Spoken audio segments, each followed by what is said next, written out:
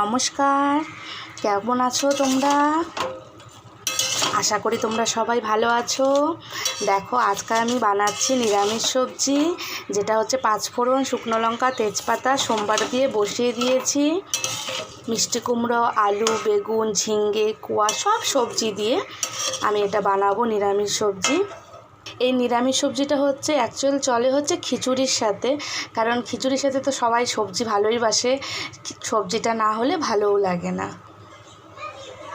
আর হাঁড়িতে আমি বসিয়ে দিয়েছি মুগ ডাল, এটা হচ্ছে অল্প একটু ভেজে নিয়েছি। দেখো, বেশি ভাজিনি, জাস্ট অল্প একটু ভেজেছি। এই মুগ ডালটা করব আমি ডোগা দিয়ে।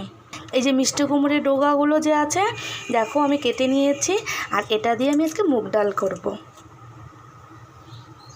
আর ডালটা আমি হাঁড়িতে বসিয়েছি, কারণ হাঁড়িতে ডালটা করলে পরে এটা বেশি ভালো হবে। প্রেসারে আমি দেইনি, এটা হচ্ছে আমি হাঁড়িতেই করব ডালটা।